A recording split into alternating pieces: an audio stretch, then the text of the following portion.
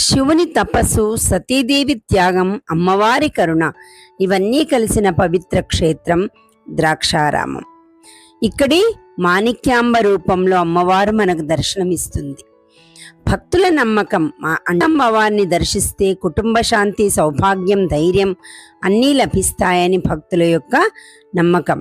సింహస్థాపన సంయుక్త సర్వభూషణ పోషిత మాణిక్యాంబేశ్వరీ దేవి ద్రాక్షారామ నివాసిని.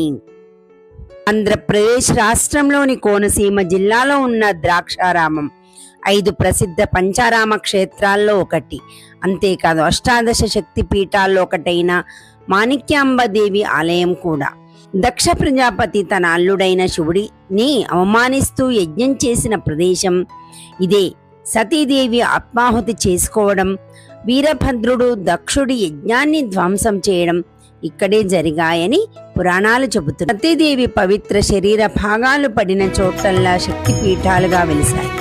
ద్రాక్షారామంలో అమ్మవారి మాణిక్య కాంతి వెలిసిందని, అందుకే ఇక్కడ దేవిని మాణిక్యాంబ అని పిలిచి ఆలయంలో ఇక్కడ అమ్మవారి ఎడమ చెంప పడిందని ఒక చరిత్ర. మన వితంతువు తన మరణించిన కుమార్తె జ్ఞాపకార్థం ఒక బంగారు విగ్రహాన్ని చేయించగా దానికి దైవిక శక్తులు వచ్చి ఇక్కడ కొలువైందని స్థానిక క్షేత్ర పురాణాలు చెబుతూ ఉన్నాయి. ఈ దేవాలయం తూర్పు చాళుక్యుల కాలంలో నిర్మించబడింది.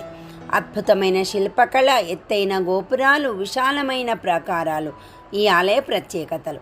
ప్రతి రాయి ఒక చరిత్రను చెబుతుంది. భీమేశ్వర స్వామి వారి లింగం ఎత్తుగా 2 అంతస్తుల వరకు కనిపించడం ఈ ఆలయంలోని ప్రత్యేక మహిమగా భావిస్తారు. అమ్మవారిని దర్శిస్తే సౌభాగ్యం కలుగుతుంది, కుటుంబ శాంతి లభిస్తుంది, భయాలు తొలగిపోతాయి, విద్య, ధైర్యం, ఐశ్వర్యం ప్రసాదిస్తుంది. ప్రత్యేకంగా మహిళలు కుటుంబ సుఖశాంతి కోసం మాణిక్యాంబ అమ్మవారిని భక్తితో ప్రార్థిస్తారు. పంచారామ క్షేత్రాల్లో ఒకటైన ఈ దేవాలయం భీమేశ్వర స్వామివారి మహిమతో పాటు అమ్మవారి కరుణకు ప్రసిద్ధి చెందింది.